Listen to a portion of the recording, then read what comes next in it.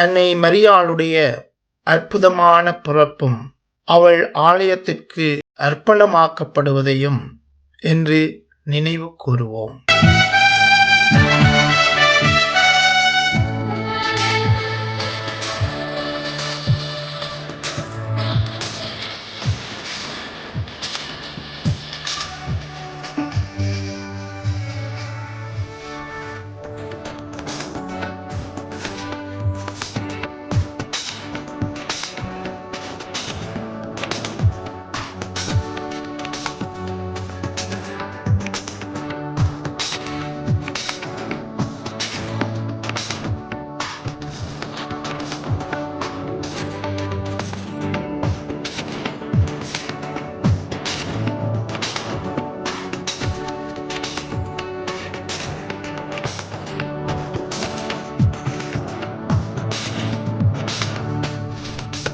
உலக வரலாற்றில் பல அறிஞர்கள், தலைவர்கள் போன்றவர்களுடைய பிறப்பு, குழந்தை பருவம் அவ்வளவாக விரிவாக கூறப்படுவதில்லை, எழுதப்படுவதும் இல்லை. அவர்களின் பொது பணி வாழ்க்கைதான் சிறப்பிடம் பெறுகிறது. இதற்கு இயேசுவும் அவரது வாழ்க்கையும் மரியாவின் வாழ்க்கையும் விதிவிலக்கானவை அல்ல. விவிலிய எழுத்தாளர்களுக்கு வாழ்க்கை வரலாறு எழுதுவதும் நோக்கமும் அல்ல. இந்த வகையில் இயேசுவின் தாய் மரியாள் என்பதும் மரியாவின் கணவர் ஜோசேப்பு என்பதும் மத்தேயு, லூக்கா நற்செய்தி பகுதிகளிலே குறிப்பிடப்படுகின்றது.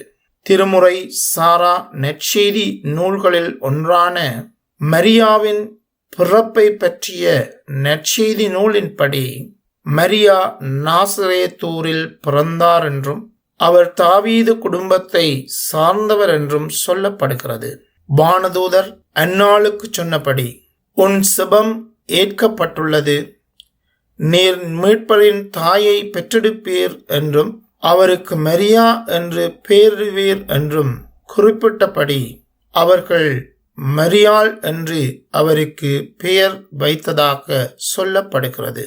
இதேவேளை குழந்தை பிறந்தவுடன் தேவாலயத்திற்கு அர்ப்பணிப்பதாக வாக்களித்தபடியே அர்ப்பணிக்க வேண்டுமென்றும் கூறப்பட்டது. அன்னா கொடுத்த வாக்குறுதியின்படி மரியா 3 வயதில் கோயிலுக்கு கொண்டு வரப்பட்டு ஒப்பு கொடுக்கப்பட்டார். குழந்தை பருவ நற்செய்தி என்னும் திருமுறை சாரா நூலில் சாலமோன் காலத்திலிருந்தே கன்னியர் கோவிலில் வளர்க்கப்பட்டு வயது வந்தபோது திருமணம் செய்து வைக்கப்பட்டனர்.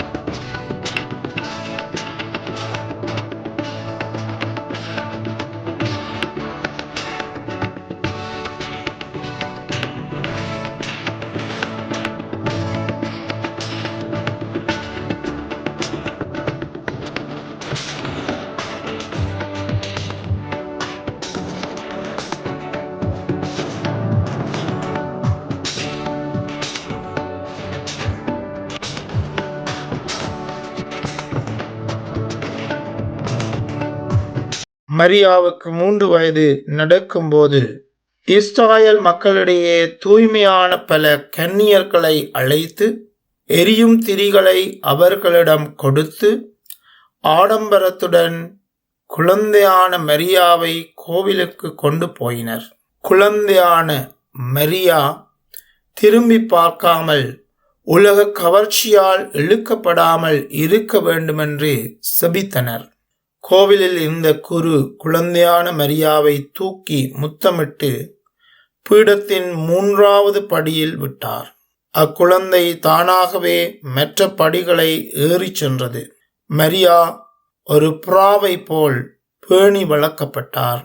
வானதூதரினால் அன்புடன் கண்காணிக்கப்பட்டார்.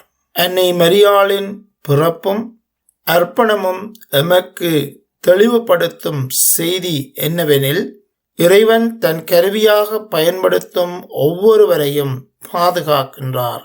தன் கண்காணிப்பில் இறக்கையின் நிழலில் பேணி வளர்க்கின்றார்.